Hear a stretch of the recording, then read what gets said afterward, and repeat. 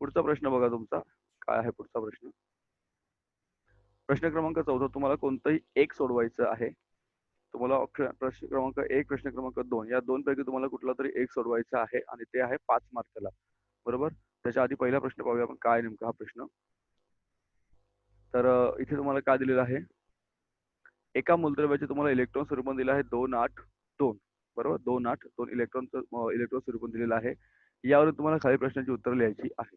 आता साहजिकच आहे 282 दिलं म्हणजे जर तुम्ही तिसरं आपण काल बघितलं तर तुम्ही जर तिसरं आवर्तन बघाल sodium, magnesium, aluminium, silicon, phosphorus, sulphur आणि क्लोरीन. तर तुम्ही तिसऱ्या आवर्तनामध्ये गेलात थर्ड थर्ड रो एलिमेंट तिसऱ्या आवर्तनामध्ये बघाल तर सुरुवात होते सोडियमने. सोडियमचा 201 म्हणजे 11 सोडियम. त्यानंतर येतं magnesium, aluminium, silicon, phosphorus, sulphur, chlorine आणि ऑर्गॉन. बरोबर की नाही? क्लोरीन आणि ऑर्गॉन. ठीक आहे. हे तुमचे थर्ड रो एलिमेंट आहेत. आता याचा जर विचार केला तुम्ही तर सॉरी कुठे गेलो आपण? हा एक मिनिट बाद. आता बघा. तर 282. आता हा काय आहे तुमचा सोडियम किती आहे? 281 आहे. लक्षात घ्या. 281 आहे आणि याचा अणुअंक किती आहे? इथे 11 आहे. मी प्रश्नाकडे नंतर होतो आधी मला हे समजून घेऊ दे, सांगून द्या. 11 आहे, याचा अणुअंक आहे 12, याचा आहे 13, याचा आहे तुम्हाला 14, हा आहे तुमचा अणुअंक याचा 15, याचा आहे 16, हा आहे 17 आणि हा तुमचा आहे 18 अणुअंक आहे ते. आता 11 म्हटल्यावर आपण तुम्हाला आधी माहिती आहे की 11 जर आपण म्हटलं तर याचं जे इलेक्ट्रॉनिक कॉन्फिगरेशन याचं इलेक्ट्रॉनिक कॉन्फिगरेशन किती येतं मी ते लिहितो बघा. 281 येतं. 2 आणि 8 10, 10 आणि 1 11. आणि मॅग्नेशियमचं ऑलरेडी आपल्याला दिलेलं आहे 282. ॲल्युमिनियमचं येतं 283, 284, 285, 286, 287 आणि याचं येतं 288. समजतं इथपर्यंत? आता प्रश्न काय विचारले बघा. प्रश्न पहिला काय? या मूलद्रव्याचा अणुअंक किती? तर याची बेरीज करायची. काय करायची? बेरीज करायची. 2 आणि 8 10, 10 आणि 2 11. सॉरी 2 आणि 8 10, 10 आणि 2 12. अणुअंक किती आला याचा? 12 आला. समजलं अणुअंक कसं काढला? याची बेरीज केली आपण. दुसरं, आता बेरीज याची का केली आपण? कारण हे काय तर इलेक्ट्रॉन्स आहेत. आणि अणुअंक म्हणजे काय? अणुअंकाची जी व्याख्या आहे ती व्याख्या काय आपल्या अणुअंकाची की इलेक्ट्रॉन्सची संख्या त्या मूलद्रव्यामध्ये त्या अणूमध्ये असणाऱ्या इलेक्ट्रॉन्सची संख्या. अनुष्का आली ना? या. तर त्याचे इलेक्ट्रॉनची संख्या या ठिकाणी आपल्याला विचारलेलं आहे. म्हणजे जी बेरीज केली आपण हे नंबर ऑफ इलेक्ट्रॉन्स म्हणजे त्याचा काय तर अणुअंक या ठिकाणी आपल्याला मिळालेला आहे. बरोबर? तर अणुअंक किती मिळाला तुम्हाला इथे? 12 मिळालेला आहे. किती मिळाला अणुअंक? 12. पुढे विचारलं तुम्हाला मूलद्रव्याची संयुजा किती? आता याची संयुजा किती आहे सांगा बरं मला. संयुजा किती आहे? तर 2 आहे. हे तुम्हाला मी शिकवलेलं आहे. संयुजा किती आहे? शेवटच्या अक्षरामध्ये 2 इलेक्ट्रॉन्स आहेत. आणि त्याचा एक फॉर्म्युला पण वापरलेला होता की 4 पेक्षा कमी असेल तर ते डायरेक्ट लिहायचं असतं. 4 पेक्षा जास्त असेल तर ते 8 मधून वजा करायचे असतात. या मूलद्रव्याचा गण कोणता? तर कोणत्या गणामध्ये आहेत तर ते बघा बरं आपण. ते दुसऱ्या गणामध्ये आहेत. आयुष पवार आलाय. आणि पुढे हे मूलद्रव्य कोणत्या आवर्तनात आहे? तिसऱ्या आवर्तनामध्ये आहे. या मूलद्रव्याचे रासायनिक गुणधर्म कोणत्या मूलद्रव्यासारखे असतील? तर हे किती आहे? 2 आणि 5. हे किती आहे? एन म्हणजे 2 आणि 5. पीई म्हणजे तुमचे किती आले? 2 आणि 2 बेरिलियम. अर्गॉन किती झाला? 288. अर्गॉनचे काही घेणारच नाही आपल्याला इथे. आणि क्लोरीन आलं 287. तर विचार जर केला तर आपण कशाशी जोडणार? हे बेरियमशी जोडणार. प्रश्न उत्तर आपल्याकडे आहे पण मी तुम्हाला आणखी म्हटलं थोडंसं आपण रिवाइज करू. आपल्या स्वतःला किती जमतं ते पण आपण प्रयत्न करूया. बघा. चला तर बघा अणुअंक आहे 12, संयुजा आली 2, गण आलं 2. बघा अणुअंक आला 12, संयुजा आली 2, गण आला 2, आवर्तन आलं तिसरं आणि कोणाशी जुळतंय तर बेरिलियम 4शी जुळते. कारण याचा शेवटच्या कक्षामध्ये 2 इलेक्ट्रॉन आहेत. त्याच्या पण शेवटच्या कक्षामध्ये म्हणजे मॅग्नेशियमच्या शेवटच्या कक्षामध्ये 2 इलेक्ट्रॉन होते. बरोबर की नाही? तर असं आपण या ठिकाणी उत्तर बघा. काही कठीण होतं आणि असं पण काही नाही की खूप वाचलं पण पाहिजे. याच्यासाठी पाठांतरचा विषयच नाही या ठिकाणी. फक्त तुम्हाला तुमचे कन्सेप्ट या ठिकाणी थोडेसे क्लिअर पाहिजे की बाबा नेमकं काय? ॲटॉमिक नंबर म्हणजे काय? सॉरी बॅलन्सी म्हणजे काय? कोणत्या ग्रुपमध्ये आहे? मेंडेलची आवर्त सारणी पाहिली आपण. आधुनिक आवर्त सारणी या ठिकाणी पाहिलेली आहे. So let's see question number 1 here guys. दोन दोन क्वेश्चन असतात. You have to solve only one. Okay. दोन पैकी तुम्हाला एक क्वेश्चन सॉल्व्ह करायचा असतो. You have given 5 marks. 5 मार्काचे प्रश्न असतात. खूप सोपे आहेत बघा. So you are given an element has its electrode configuration of 282. Now answer the following questions. So question number 1, what the atomic number of this element is? So add करा याला, what will you get? 282, that is 12, right? Then what is the valency? Valency already आली 2. Third one is the group of residents already आलं 2. Third, to which period? Period कोणता आहे? Third row elements आहेत ते. And sorry कुंभार आले. And the element, sorry, the property कोणत्या एलिमेंटशी रिझेंबल होतं तर this one. कारण याचं जर तुम्ही इलेक्ट्रॉनिक कॉन्फिगरेशन याचं 205, याचं तर 288, याचं तर 287 आणि हे तर 28, सॉरी 2 आणि 2 येतं, 2,2 येतं, 4 आहेत ना, 2,2 येतं आणि हे पण बघा रिझेंबल होतं last electrons in the last orbit. समजतंय?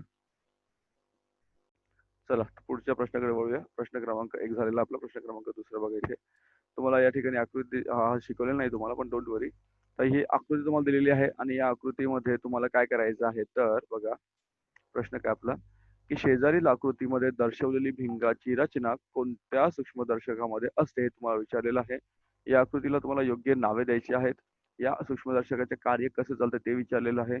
या सूक्ष्मदर्शकाचा उपयोग कुठे होतो आणि या सूक्ष्मदर्शकाची कार्यक्षमता वाढावी यासाठी तुम्हाला उपाय सुचवायचा आहे. आता शिकवलेलं नाही त्यामुळे तुम्हाला पटकन कळणार नाही, पण ठीक आहे. प्रश्नाची उत्तर बघूया आपण. 2 मिनिटं.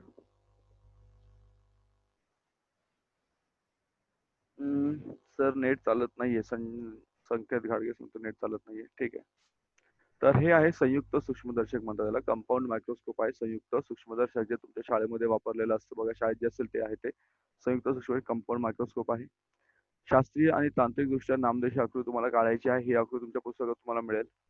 त्याचबरोबर 2 भिंगांच्या एकत्रित परिमाणाने विचलन मिळते. विचलन 2 टप्प्यांमध्ये होतो. एक भिंगाने तयार केलेली प्रतिमा दुसऱ्या भिंगासाठी वस्तू असते आणि त्याचबरोबर काय बघा पुढे इथे तर भिंगातील अंतर बदलून तुम्हाला सुस्पष्ट प्रतिमा या ठिकाणी मिळवता येते. रक्तकणिका, त्याचबरोबर प्राणी, वनस्पती, पेशी, बॅक्टेरिया यांचा अभ्यास तुम्ही या ठिकाणी करू शकता याचा उपयोग करून. बरोबर की नाही? याचा उपयोग करण्याचा अभ्यास तुम्ही करू शकता. शाळेमध्ये सहसा तुम्हाला पाहायला मिळेल, शाळेत असतात, कॉलेजेसमध्ये असतात, एक कंपाऊंड मायक्रोस्कोप आहेत. आणि लास्ट काय तुम्हाला कोणताही उपाय तुम्ही सुचवायचा, जसं नाभी अंतराचा विचार करून तुम्हाला भिंगाची निवड करायची आहे. बरोबर? परत क्वेश्चन रिपीट करतो बघा इथे मी.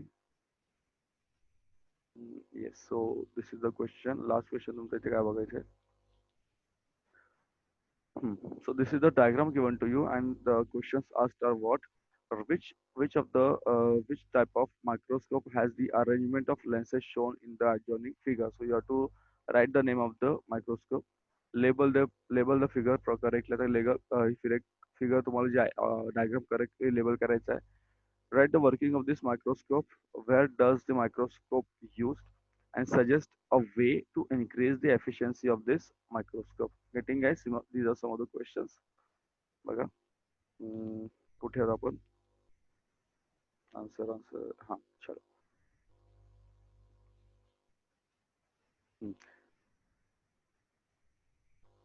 So compound microscope आहे. Scientifically and technically correct figure काढायची आहे. Magnification is obtained by a combined effect of two lenses. The magnification occurs in 2 stages of this image formed by first lens acts as the second as the object for the second lens, and clear image can be obtained by adjusting the distance between the 2 lenses. To study the small sized objects like blood cells, animals and plant cells, even bacteria can also be seen using this microscope. Any relevant summary तुम्हाला पाठायचं selection of the right lens with the appropriate focal length. Getting? So in this way तुमचा paper हा संपलेला आहे. फक्त आता आपल्याला अजून काही क्वेश्चन पेपर आहे ते आपण बघूया, आपल्याकडे वेळ आहे. तर पुढचे आणखी प्रश्न होते आपल्याकडे आहे, जेवढं होईल तेवढे आज घेऊया. पूर्ण घेणार नाही मी, टेन्शन घेऊ नका, बोलून जातो मला. काय प्रश्न झाले? प्रश्नाकडे येऊया आपण. हा तर तुम्हाला काय विचारलाय प्रश्न बघा या ठिकाणी. तर जी बरोबर GM छेदात R वर्ग असल्यास गोवा बीच आणि माउंट एव्हरेस्ट चे शिखर यापैकी कोणत्या ठिकाणी तुम्हाला गुरुत्वाकर्षण जी जास्त असेल हा प्रश्न विचारलेला आहे. म्हणजे तुम्हाला गोव्याचा जो बीच आहे किंवा माउंट एव्हरेस्ट शिखर आहे, आता साहजिकच गोव्याचा बीच समुद्र सपाटीच्या इथे आहे आणि माउंट एव्हरेस्टची जी उंची आहे ती जवळजवळ तुमची किती आहे? 8,850 मीटर आहे. बरोबर की नाही? तर अशा वेळेस तुम्हाला विचारलं की जी कोणत्या ठिकाणी जास्त असेल, तर जी कुठे जास्त असेल साहजिकच आहे, कुठे जास्त असेल जी तुमचं कुठे असणार? उत्तर तुमचं गोवा बीच. बघा उत्तर काय तुमचं गोवा बीचला तुमचं जी काय असणार या ठिकाणी जास्त असणार. ते कसं असतं ते तुम्हाला मी सांगतो समजा. मला रिपीट करू द्या प्रश्न. तुम्हाला समजून सांगतो मी कसं असतं ते. बघा. काय क्वेश्चन आपला? कुठे क्वेश्चन?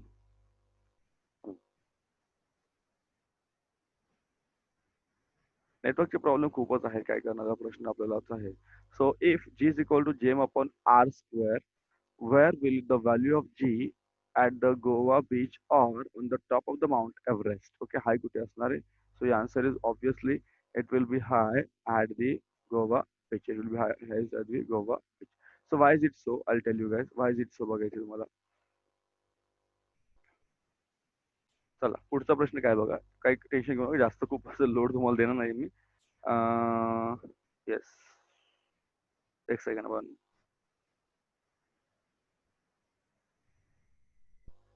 हे पोरं पण एवढे मेसेज वगैरे करत असतात. 2 मिनिट थांबा.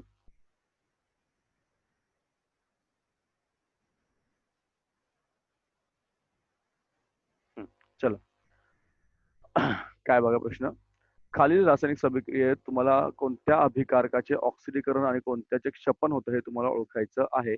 Fe आणि S तुम्हाला दिलाय फॉर्म तर तुमचा FeS. तर तुम्हाला विचारलंय कोणाचं ऑक्सिडीकरण होतं आणि कोणाचं क्षपन होतं या ठिकाणी. बरोबर. कोणाचे ऑक्सिडीकरण होतं आणि कोणाचे क्षपन होतं या ठिकाणी विचारलेलं आहे. तर ऑक्सिडीकरण आणि क्षपन मी तुम्हाला शिकवलेलं आहे. तर बघा उत्तर तुमचं या ठिकाणी असं आहे की लोखंडाचे बघा लोखंडाचे ऑक्सिडीकरण होत आहे आणि जो सल्फर आहे ते गंधक त्या गंधकाचं काय होत आहे तर क्षरण होत आहे या ठिकाणी. काय होत आहे? क्षरण किंवा क्षपन होत आहे या ठिकाणी. समजतंय? क्वेश्चन काय बघा परत रिपीट करतो. येस. आन्सर आहे. So you have to identify from the reaction. You have to identify from the reaction the reactants that undergo oxidation and reduction. So Fe is undergoing oxidation and Se is undergoing reduction. समजता है. Ferrous is Fe ferrous तो oxidation होता है and yes so and this iron is iron or Fe undergoes oxidation and sulfur undergoes reduction. Sulfur undergoes reduction. Getting guys? Sulfur undergoes reduction. पुढे बघा.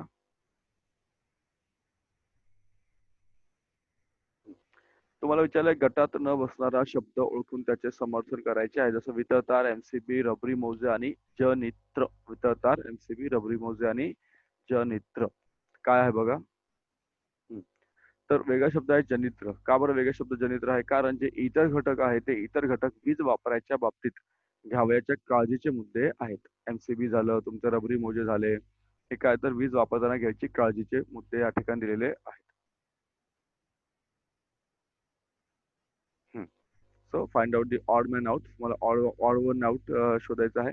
Fuse wire, MCB, rubber gloves and generator. So answer is generator because the other things are see generator because the other things are related to the safety measures to avoid mishap due to electricity. Shock लागू नये किंवा काय म्हणून आपण त्या गोष्टी या ठिकाणी वापरत असतो. हा एक डायग्राम दाखवलेला आहे. तुम्हाला विचारलेला आहे की या आकृतीमध्ये जो दृष्टिदोष आहे तो कोणता दृष्टिदोष आहे ते विचारलेलं आहे. तर हे जेव्हा शिकवेल तुम्हाला सांगेल हा जो दृष्टिदोष आहे तो कोणता आहे तर बघा. तर आहे दूरदृष्टीचा. काय तर दूरदृष्टीचा म्हणजे दूरचं दिसतं. नाही दूरचं दिसत नाही जवळचं दिसतं. ठीक आहे. काय क्वेश्चन बघायचंय. फार साइटेडनेस म्हणतो हायपरमेट्रोपिया. बघा डायग्राम दिसतो तुम्हाला question number 4. It is non as far sightedness किंवा हायपरमेट्रोपिया. दिसतो तुम्हाला फार साइटेडनेस किंवा हायपरमेट्रोपिया. गेटिंग. पुढचा प्रश्न बघा काय. तर प्रोपेनचं मग तुम्हाला सांगितलं होतं. प्रोपेन ऑलरेडी आपण बघितलं. प्रोपेनचं सूत्र आहे C3H8. यावरून तुम्हाला प्रोपेनचं रचना सूत्र काढायचं आहे. अशाच काय करायचं. C3 आहे ना आता असं एकदा घ्या. हा 2 घ्या. हा 3 घ्या. C3 वेळाला बघा. C3 झाले तुम्हाला इथे. बघा सोपं एवढं काय असं कठीण आहे. C3 झाले. 8 H किती आहे तुमचे 8 आहेत. H किती आहेत 8 आहेत. मग 1 2 3 4 5 6 7 8. इथे H लिहायचा. H 1 2 3 माझं हँडरायटिंग थोडं चांगलं येणार नाही. 4 5 6 7 आणि 8. समजलं. हे तुमचं झालं प्रोपेनचं रचना सूत्र. सोपं आहे ते. कारण प्रोपेन ऑलरेडी तुमचा अल्केन आहे, संतृप्त आहे. त्यामुळे तुम्हाला एवढं काय बघा समोरच दिलं बघा मी. आन्सर दिसेल तुम्हाला. हे तुमचा आन्सर आहे क्वेश्चन नंबर 1चं. सॉरी क्वेश्चन नंबर 5चं. येस. अरे हे आन्सर आहे ऑलरेडी. क्वेश्चन क्या बघा.